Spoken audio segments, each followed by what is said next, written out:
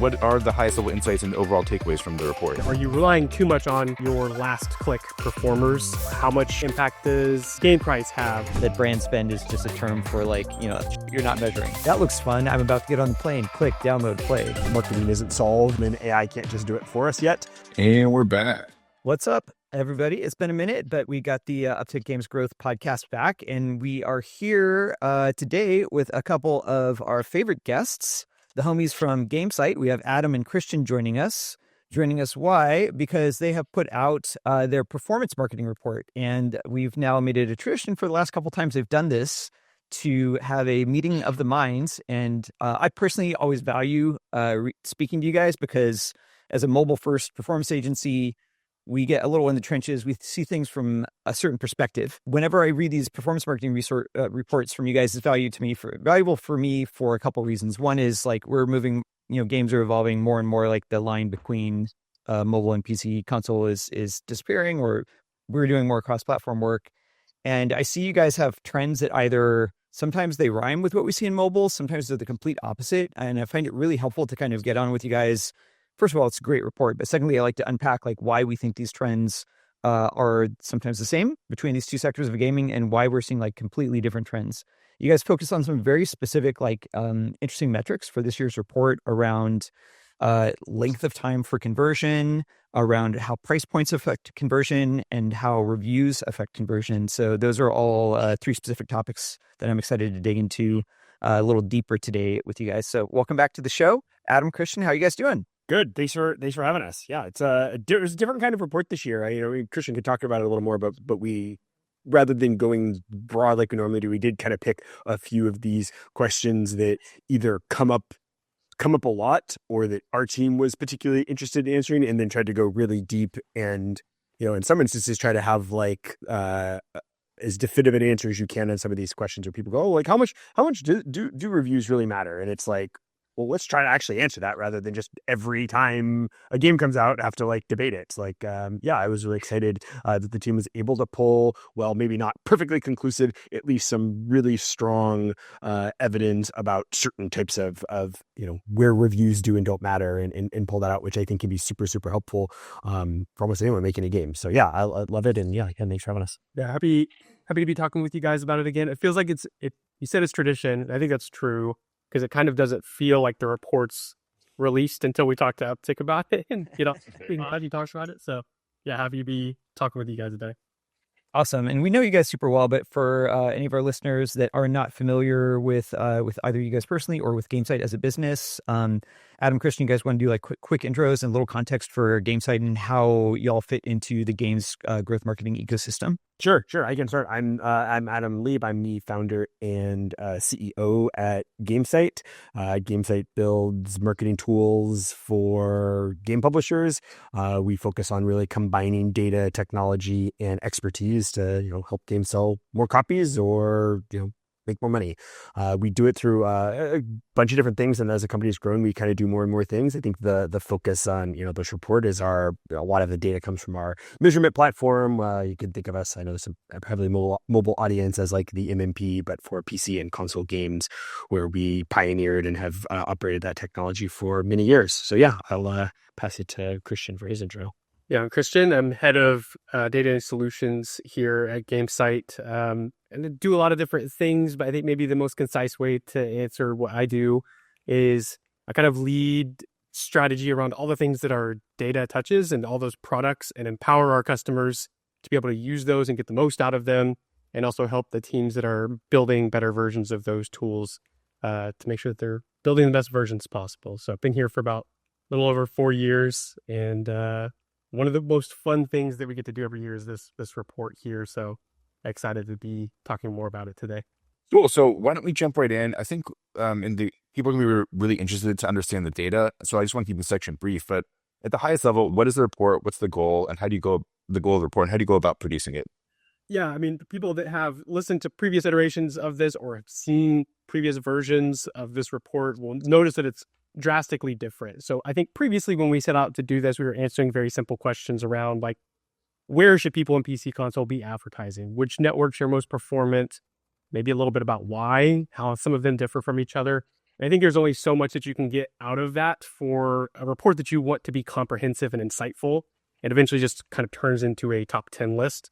I think we felt it starting to turn into that, and over the years have gotten less feedback from customers and potential customers about its value. So we sought to answer slightly different questions, like Adam was alluding to, around maybe some of those deeper insights that customers were looking for, some of those like really niche to PC console gaming questions around player behavior and certain marketing tactics. Like, is it real? Is that just a myth? Like, how real are certain things like Steam reviews to the impact of my marketing? Those kinds of things. And so I think we've gotten a lot of great feedback around it this time around, and I think we're going to continue doing it this way in future iterations. But that was kind of the effort, right? How can we answer these deeper questions that kind of GameSight can only answer because of the types of customers that we have and the breadth of data that we have? Yeah, I mean, that sounds awesome. Why don't we just jump right into what are the highest level insights and overall takeaways from the report? Yeah, so this year, the questions that we sought to answer kind of revolved around, 3 or 4 different topics. The biggest ones being what types of marketing mix that you have as part of your media strategy for a particular game, and are you relying too much on your last click performers? How should you think about the rest of your conversion funnel there? Different impacts on your attribution window. So things like, how much impact does game price have on your conversion window? How do different player modes impact that? So like multiplayer games versus single player, free-to-play games versus premium, kind of what price of premium? How does player conversion behavior differ between all of those things? And then I think the biggest one is probably game sentiment on your paid performance. So how much of an impact do game reviews have on your conversion rates and your marketing performance? So those are kind of the 3 kind of key aspects that we tried to answer in this year's report. Do you think it's worth just jumping right in and talking maybe about what the highest level findings are for each of those sections? Do you want to talk just sort of at the highest level, and we can dig into each one of them further on? Yeah, I can do. So the first one, kind of that question about the impact, I think it's like maybe a human psychology thing, like the data that you have available to you on many attribution platforms. It kind of defaults to last click. We support multi-touch attribution, have lots of different attribution models, but the industry standard is still last click. And when you default to that, and when you see that, it kind of changes your behavior as a marketer as far as like where you're going to optimize and how you're going to shift budget. And what we sometimes see is customers making this decision of, okay, I see like networks A, B, and C are my best performers. And so I'm just going to dump like all my budget into those and maybe forget about these other ones that were performing okay. And hopefully I'm going to see like a proportional increase in my marketing performance, whether that be conversion rate or ROAS or whatever it might be. And what we find is that can often maybe have a neutral or negative impact on their total campaign performance, because those other platforms, they have a place in the marketing funnel. We're talking about like platforms that are more like awareness drivers, maybe other platforms that perform really well mid-funnel, but maybe don't always look the best on a pure last click basis. And then kind of like on the opposite end of the spectrum, maybe some platforms that are taking a little bit too much credit on a last click basis. I mean, Google search is kind of the go-to example for this thing, right? People already know they're going to buy a certain game. The first thing they're going to do is they're going to search for it on Google to get the Steam link or get the link to the Xbox store or whatever it might be. And so they were already going to convert anyway. And so people that are kind of min-maxing for this type of strategy might find that it actually hurts their overall marketing performance. And so what we sought out to do was to show that and kind of show specifically what are these quadrants or different groupings of media types or ad platform types. And this is kind of what we came up with, this idea of this group that are really, really good at building awareness. And so they kind of are not always the best performers as far as last click, but they're involved in a lot of different conversion funnels along the way, just kind of at that upper end. And then the exact opposite of that is our converters or our closers. These are people like Meta, Google search, these kinds of networks that perform really, really well on a last click basis end up there. And then kind of these other people out here, these explorers and amplifiers and reminders and nurturers, kind of perform average and well. Maybe one weighted a little bit more towards being really clicked on a lot, and then other ones that are kind of right up there close to that last click conversion, but just not always getting that last click credit. Thanks, Christian. Yeah, I stared at this graph a lot, and I think there's a couple things that I was thinking about as I looked at this. Coming from mobile first, you're trained, I think, to be skeptical of anything that's like unmeasured and kind of in the bucket of brand spend. The cynical view is that brand spend is just a term for like, you're not measuring, right?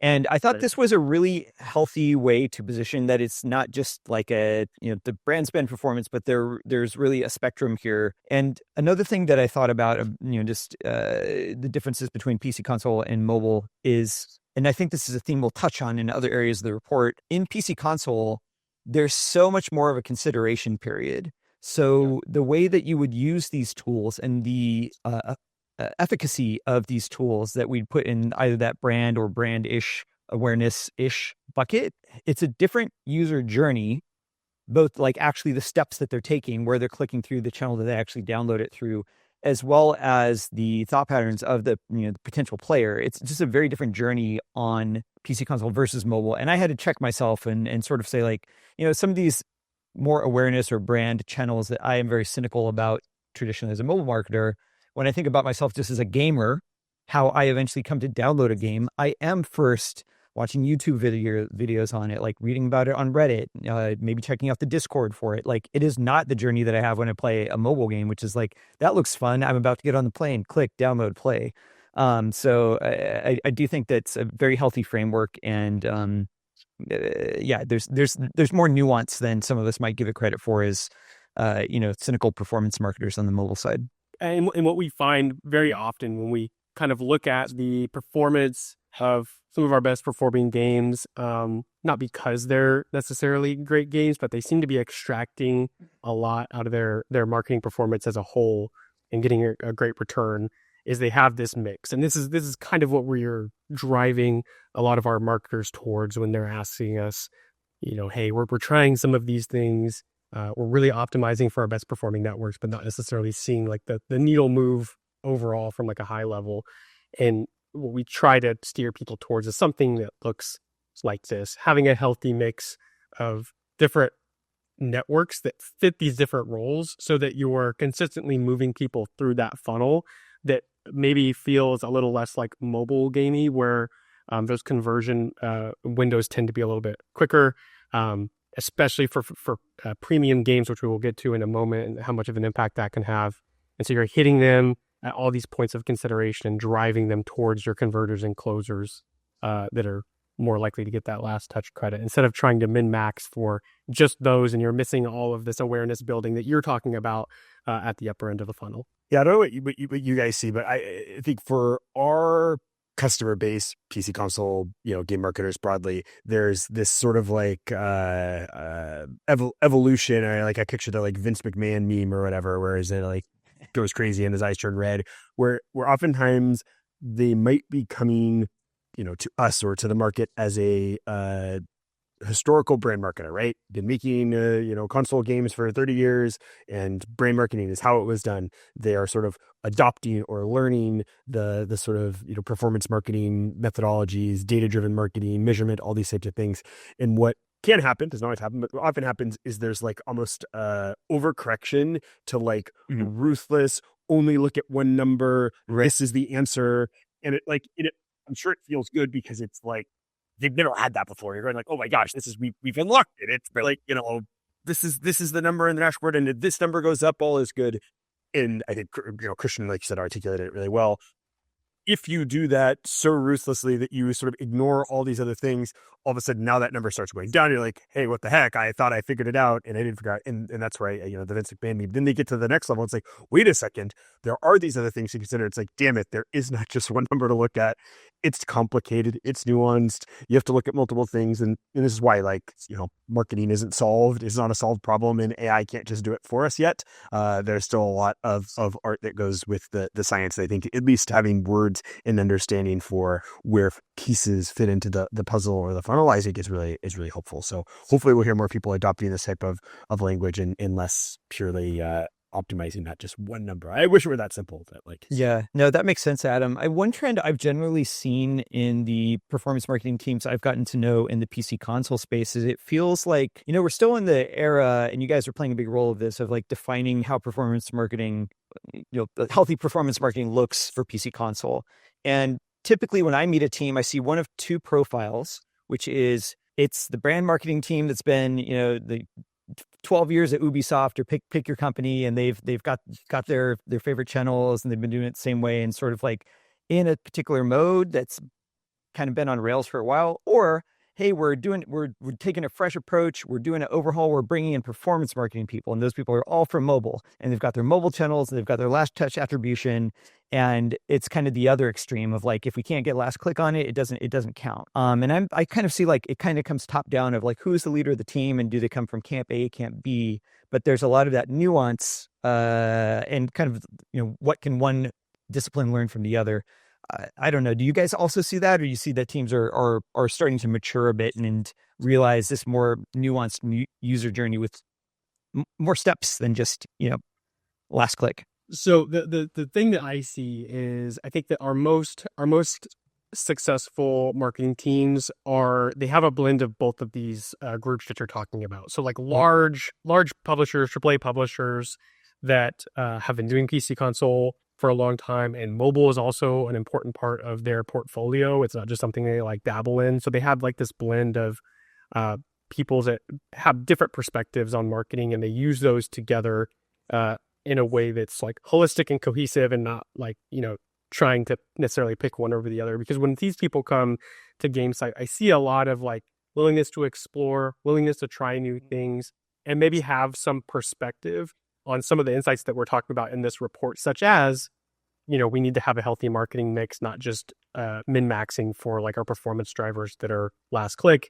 Thinking about things like player behavior for different types of games is something that a lot of these types of publishers understand. I think sometimes we do see for like maybe smaller studios with less experienced marketers, or people that have maybe only ever done like mobile games. Sometimes they do fit in some of these camps that you're talking about, that like they've only done it a certain way, and they're going to try to keep doing it a certain way now that they have access to this tool. Or maybe they're like a mobile marketer that's now coming to PC console, and they're trying to like directly apply that. And so there can be this learning curve sometimes that we see when they don't have that blend of people with those different backgrounds. Well, I was going to say, this is a piece of it, right? So I think, so moving on to the next big chunk of content here, I think this was probably my favorite part of the report overall, which spoke to conversion and what the effect of price is on conversion, both in terms of conversion rate and time to conversion from first impression. So when you, at a very high level, talk us through how price impacts conversion, talk us through the numbers. And then I think the thing that was most jump out to me is just, I thought the free-to-play conversion rates would be much higher than they tend to be when compared to non-free-to-play games. And I think that was a really, really interesting insight from the report overall. Yeah, I mean, you guys are great people, I think, to talk about this with, just because of your experience with mobile especially. But I remember when we were building this report, I think intuitively a lot of this stuff made sense. And the thing that surprised me the most is that I knew that mobile conversion rates were faster. I didn't realize how much faster. We had done some kind of like prior art research and looked around, and I found this a Just report.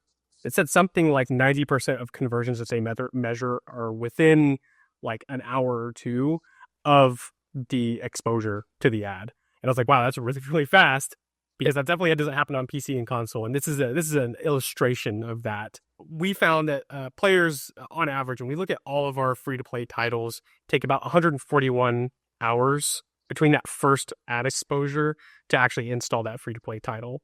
And that's about 4.5 days. So compare that to your average mobile title, it takes a lot longer, even for a free-to-play title.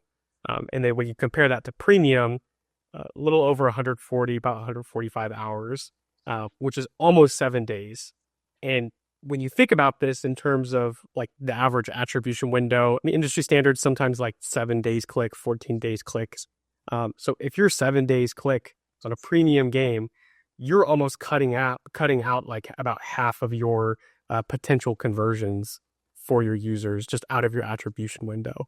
And these are people that may be interested in your title. There are people that are potentially being influenced by those ads, but because it just takes so much longer for free to play and premium games to convert, you might be losing some of those people in your measurement tools. So something to consider for people. And I think the psychology behind this that we conclude, and I think makes sense to gamers, and Warren, you were kind of talking about this a little bit, is when you're thinking about buying a premium game for PC or console, it's upwards of $60, $70. It's a lot of hard drive space. You have to think about other things like maybe it's a multiplayer game, or my friend's going to play, versus a mobile game. It might just be a solo experience, takes like no time to install. A lot of those titles are free, or if they are premium, they're incredibly cheap. And so there's all this additional decision-making process that's happening for a potential PC or console player of your game. Yeah, I thought this was super eye-opening. And again, one of those spots where I had to like check my presumptions about things, because in mobile, we're trained to be very skeptical. Basically anything outside of like a 24-hour window, like have serious doubts. But again, it's a different experience on PC console. And, if I check myself, it's like, I often learn about a game that I want to play days, sometimes weeks before I take the action of downloading it, adding it to my collection. And that's because you don't always have your console in your hand. You're not always at your computer, amongst other things, or just like the time that I have to game. And most people have to game in PC console. So I thought this was great. Another area where performance marketers coming from mobile, like you have to check some of your assumptions, or you're going to be selling yourself short moving into the PC console space. Adam, anything you wanted to add on the kind of like time to install area here? You always have to be careful about using yourself as like an N of one, but I do think, like you said, Warren, it is a really helpful, like, well, how do I do things? When I see an ad for a $70 premium game, do I immediately click and buy it? Oh, no, I don't do that. Oh, of course not. So like maybe other people don't do that too. Right. I really do think about, like, we use this term. I mean, it's like I've been around forever now, like the idea of the user journey. But I do think that the path to purchase, download, play we're using this example, a $70 premium game is a lot. There's consideration about, what are the reviews going to be? What's the Metacritic score? What are my friends saying? What are streamers saying about it? When I go to the Steam page, how does the trailer hit me? Am I seeing ads for it when I go to IGN? Like all the various things that really impact us that are going to kind of stack up to move us one direction or the other in a way that, just mobile doesn't, you don't have to go through the same thing. This game looks cool. It doesn't look like a scam. I think this ad looks like the game might actually look. I'll download it and try it. Worst thing is I wasted 30 seconds and I delete the app. That's right. Not the commitment level. And I think we'll get to it a little bit on another point. But I think is impactful in a lot of these areas is that's becoming true for free-to-play games on PC console, because the time investment and like emotional life commitment to deciding to be a Marvel Rivals player is bigger for a lot of people than $70. And certainly if you decide to become a Marvel Rivals player for the next couple of years, it's going to cost you a lot more than the $70 anyway. So in an odd way, free-to-play games are a bigger commitment and take more, thinking through and deciding the whole user journey. So I know Christian has a more detailed point about conversion rates there, but I think it's impactful no matter what. Thinking about free-to-play games on PC console is maybe not quite the same as they are on mobile, where it's easy to try. Well, it's I don't know what the Christian you right now. How many gigs is Marvel Rivals? You're talking about a 40-minute downloader or something for a lot of people, even if it's free. Right. And one of the key takeaways I think of for when we help our marketers and we're explaining these concepts to them, especially if they're coming from the mobile world, is there might be some strategies that you might think to use for like user acquisition, like that first time install that you might have only been using when you're trying to bring people back into the game for mobile. So there's things like retargeting strategies, thinking about having to do that for drives and installs, not just for people that have already been playing the game potentially for a while, and trying to bring them back into game, and being cognizant of those attribution windows and things like that. And again, it probably feeds back into the other point that we were talking about, just having a holistic marketing strategy. It's going to take people this long to play or to decide if they want to play your game. Where are they going to go? They're going to research your game on YouTube. They're going to go watch and see if their favorite streamer is playing it, how they like it. They're going to see potentially other things along the way that'll help inform that decision to say, maybe help Adam decide, am I going to spend, 2 years of my life playing Marvel Rivals and invest a lot more than the $70 price tag? So I decided no, by the way, in case you're using inquiring. I've decided against that. No, I can't afford free-to-play games. It's too big of a commitment. To your point, Christian. I can't. Yeah, that's kind of what I was going to say too. So I think that point is reinforced by data from a few different areas of this report, and it's another area where it differs really from mobile, which is like as far as sort of the commitment that someone's making to a game on PC console, price is a relatively small component of it relative to the investment of your time to learn about the game, to have an experience with these being more in-depth games, and just also the literal time to download is larger. Often the availability of how many games you can store on your device, like there's tighter opportunity costs there than on mobile, where you can these days have near infinite. So that's another area I hadn't really thought about, but is I think reinforced from many angles on this report is that, like, yeah, price relative to how much time people are going to be spending playing this game, the difference between spending $40 and it being free is relatively trivial compared to the time that you're going to spend playing this game. And so considering whether you're going to actually have a good experience and researching that seems to be much more important in PC console.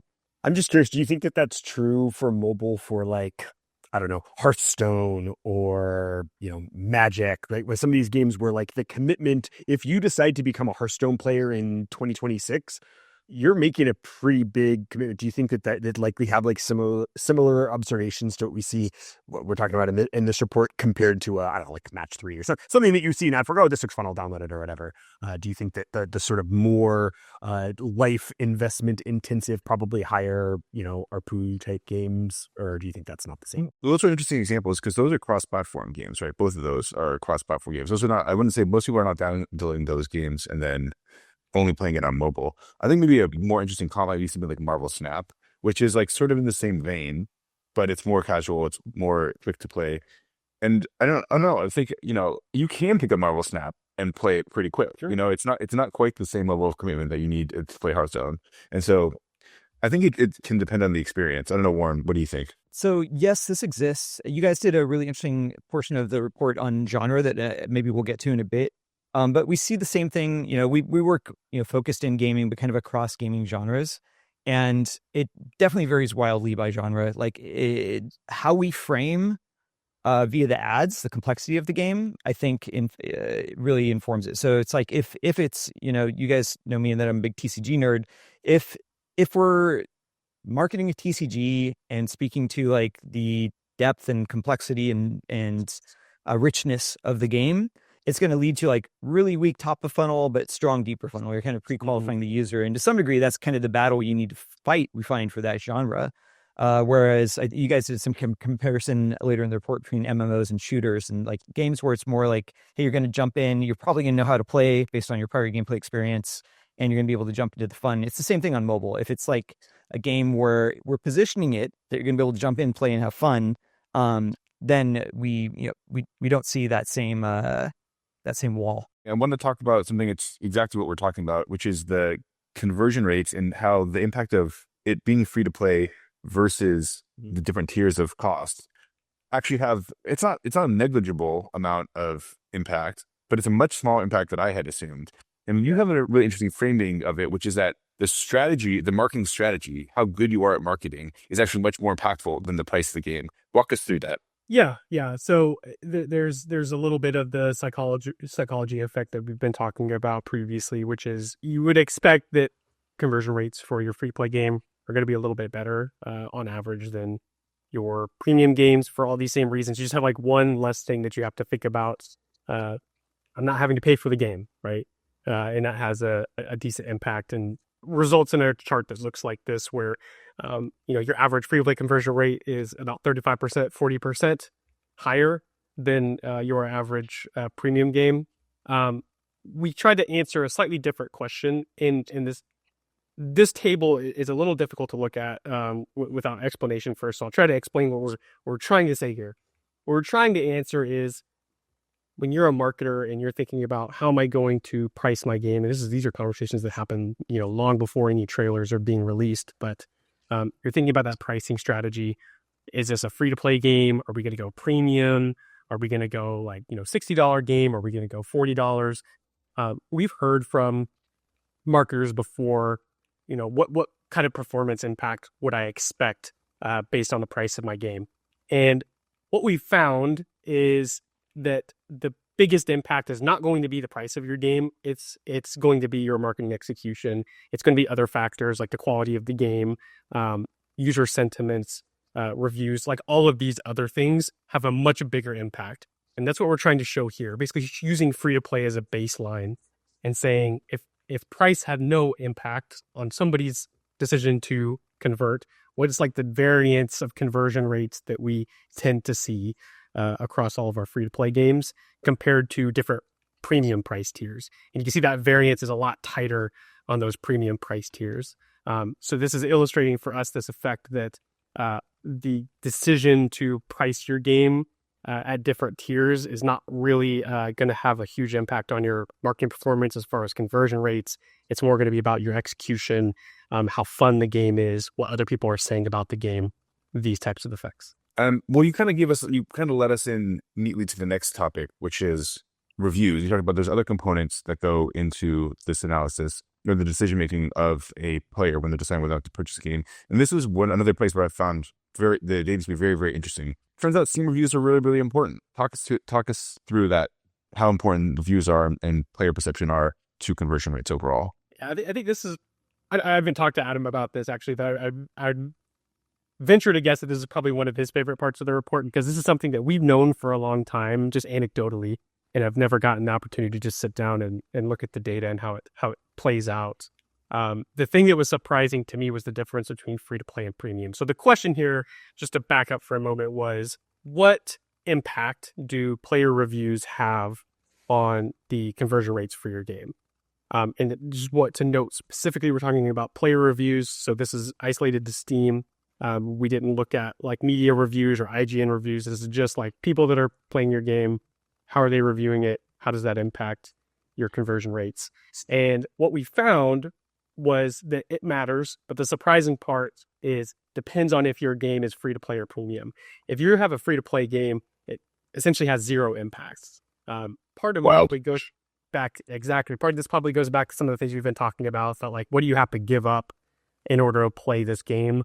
What does that decision-making process look like?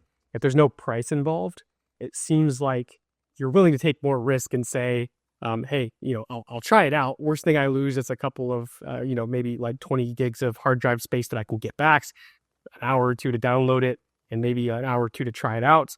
If I like it, cool, it's free. If I don't, whatever, I'll delete the game. But premium obviously starts to have a much bigger impact. The social effect of what are other people saying about this game? Did they feel like it was a good investment, or is it a buggy mess and maybe I should take my $20, $40, $60 elsewhere? So pretty significant impact, on your conversion rates and marketing performance, depending on how other people are talking about your game. All right. Again, like Hub's over-indexed on experience, but like I will buy basically any random indie game that has like overwhelmingly positive review rating, right? And if you couldn't, it's like, oh, it's, $10, $15, $20. No, why not?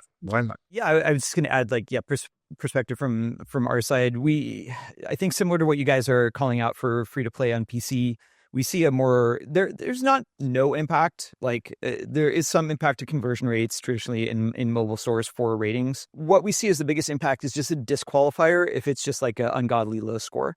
Like that's just sort of like the police tape, like do not install this game. But as long as it's like generally 3 stars or above, there's not like exponential gains going from like 3 to 4 stars or 4 to 5 that we generally see. Yeah, and that's definitely different here because it is each step. I think this is obviously the way this is charted in plots, but you could look at it as like a stair graph, right? Like each time you get up to a new review score, your conversion rates click up a notch.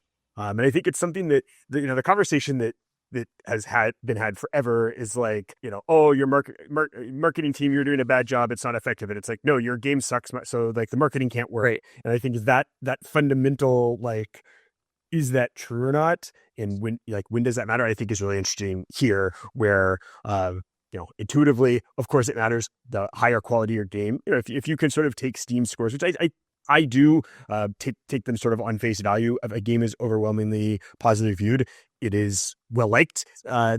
Steam has done a lot of work to fix things like review bombing and stuff where there's specific, kind of bad actors that are going out of their way to like make a game poorly reviewed, even though people actually really like it. So I think you can generally take Steam reviews as a relatively good judge of quality of game. I think the exceptions often come with like free to play and live service games where you get a lot of like, I'm mad about how this game is today, not, I'm 9,000 hours into this game and I've making a review. It's like, come on, like, what are we doing here? So, yeah, I know this was super interesting. I think the free to play stuff was, Christian, I don't know if you want to get into that in more depth, but I think that's definitely where that's the maybe non-intuitive piece here that hopefully this piece is ammo for marketers and dev teams when they're talking about how much does it matter that we fix these bugs, right? It's like, well, if we're still out in market spending dollars, the difference between kind of going from that very positive to overwhelmingly or positive, like these things are material to how far your marketing dollars are going to go, and they're like sort of worth your time to do. I mean, easy to say like make good game, but I think when you're talking about a game that's already in market, improving it is worth your money if you're at least in market marketing. Two topics there that I want to dig a little deeper on is the stair step effect that Adam mentioned. We don't have it pictured here, but when you look at reviews on Steam, like we can see the actual like number score based on public data that's available. But what's exposed to the user is what Adam's describing, right? That very negative or mixed or, very positive. They see that categorical value. They don't see the number on a scale necessarily as it's outlined here. And so important to note that just that jump from mixed to very positive, if you can get there, on average, that's worth about 3x improvement to your conversion rate. So it's not nothing. It's crazy. No, it's huge. And we have us bidding $1 million or something. Yeah, it's huge. Yeah. And so we have a case study here in a moment that shows like, okay, this is the average data. Here's how it worked for an actual customer. We'll get into that in just a second. But I don't want to also miss an opportunity to state like what this graph is not saying, specifically as it pertains to free to play. I don't want it to give someone the false sense of security to like, oh, if people like, don't care if my game's buggy and it's free to play, like, it's fine. What's not shown here is that this is not saying that your performance downstream, which is really the most important thing for free to play games, right? Like people staying in the game loop, making purchases, buy DLC, all of that stuff. Almost certainly is impacted by poor review scores. I imagine if we extended this analysis to look at player retention and things like that, all of a sudden you would see a correlation with free to play. This just wasn't part of the scope of this analysis. So just don't want people to take the wrong takeaway there. No, it's an important call out. I was thinking about that. Yeah, as you're describing these trends, Christian, it's like, yes, people are a little more willing to install something with a lower review score in free to play.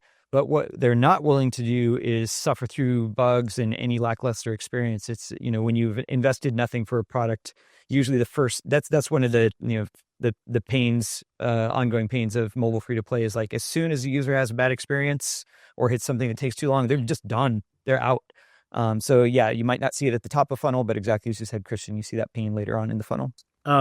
We can talk about how this looks for an individual customer as well. Like, what does this look like in action? We talked about this effort of like making a good game or like making changes to the game even after it's released. So this is a customer whose data we've anonymized. This is not data at release. We've also anonymized the kind of timing at the bottom to help keep their story of their data slightly more private. So this is about a year or two after the game has launched. This particular game had some bugs and some issues that were kind of known and was dragging down their review scores. And we kind of had talked about this with this customer before. So I actually remember this story even before we went back and looked at the data years later.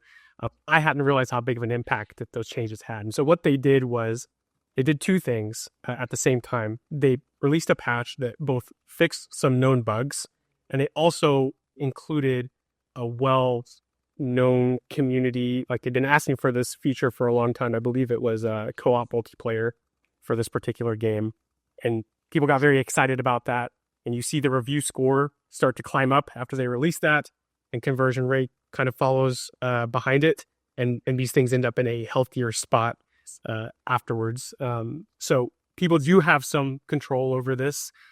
It does speak to the value of paying attention to your community sentiment and kind of understanding what is harming their experience with the game and what other people might be seeing them talk about when they're looking at those review scores and making their purchase decisions, or watching their favorite streamer play it and deciding, do I want to sink, $40 or 100 hours into this game experience if it has all these problems with it, and the value that you get back from making those requested changes. Cool. Well, we're getting close to time. I want to talk about the last couple pieces here, which I think are actually pretty fascinating, which are the insights around how genre affects conversion rates. So I think you called out a couple of specific points here. Do you want to just go ahead and explain that to us? Yeah. So we also looked at differences in genre, different differences in user behavior in a couple of different ways, both time to convert and number of touch points. So essentially how many times they need to be exposed to an ad before converting. One thing I'll call out is we are using some differences in mean and median. So if you see some numerical differences here compared to what you've seen before, that's why player conversion charts are heavily skewed. And so you get this kind of difference in median and mean effect. So we won't go too deep into that, but just to call that out here in case there's any confusion. So we looked at player mode differences first. So multiplayer and single player games, how does conversion behavior differ there? And what we found is that multiplayer games take a lot longer for people to convert compared to single player games. The reason for this is the social aspect. Multiplayer games, you're probably wanting to play with your friends. You want to know if they're going to play. And so it's going to take you a little bit longer to decide if you're going to convert on that game or not. Compared to single player, you're just deciding for yourself, regardless of if it's free to play or premium. You're not really relying on anybody else's decision-making process to understand if you're going to play that game. So it's just an additional barrier of entry from multiplayer there. Yeah, that's definitely a trend we've seen mirrored in mobile as well. Just I think there's an anxiety with jumping into a multiplayer first game. It's like there is that aspect of, maybe you're joining play with your friends, but you're joining a community of games. You're going to be kind of into the fray. You're going to be, if it's a PvP game, you're going to be battling other people. So there's a much higher kind of like stress and anxiety barrier. I would describe it as in joining a multiplayer game and community versus a single player experience that you can kind of learn, play, and fail at your own pace. So we've definitely seen like lower conversion in games that we explicitly market as multiplayer or PvP games on mobile.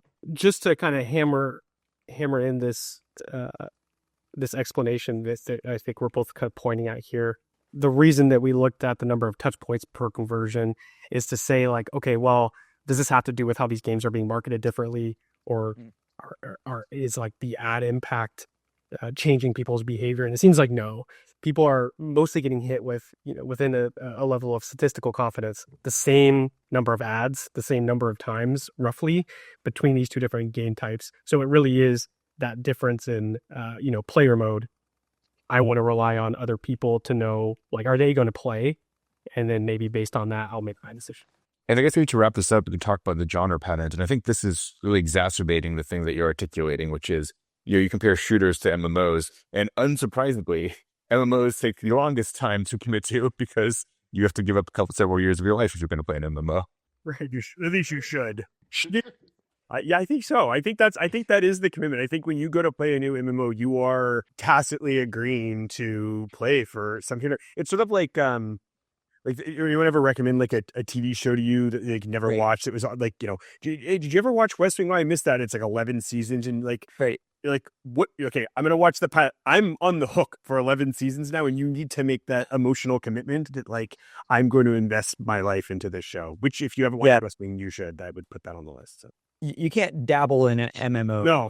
It's like, you're spending an hour just as the character creator in most cases. This is me with Lost, by the way. I'm admitting I've never seen Lost for this exact reason. I've missed the boat on Lost. Wow. No, get into Lost. I'm rewatching it with my daughter right now. We're on season 2. She's totally into it. It's a great rewatch. It holds up perfectly. So Lost apparently is my MMO. And I think everything that you all are pointing at is kind of similar to the conclusions that we came to. It's a much bigger learning curve compared to shooters, which not all shooters are the same, but if you play one shooter, you can probably pick up another shooter quite. And Christian, can you again just kind of walk us through the data on screen, like what the numbers are? Right. So we're comparing a couple of different things on screen. We're looking at median hours to convert by genre and number of touch points to convert by genre. So these two different concepts of like how long is it going to take you to convert based on the type of game, and then how many times do you seem to get hit with ads before you end up making your decision. And what we see on time to convert is that MMOs well over double the amount of time that it takes to convert compared to shooters. We talked about the time investment that you're going to have to put into an MMO just to start getting some enjoyment out of the game. There's often big learning curves. Something else that we considered as well is that MMOs, unlike shooters, you tend to have, like, if you're an MMO player, you tend to have one that you're kind of committed to. You're in a committed relationship with a specific MMO for some amount of time, versus shooters is very easy to kind of pick up, put down, switch between shooters. I can play Battlefield and Call of Duty and not really have this huge kind of like loss in like my ability to play those games because the mechanics are quite similar, versus if I'm trying to switch between WoW and League and some of these other MMOs, it's going to take a long time for me to get back into that game loop.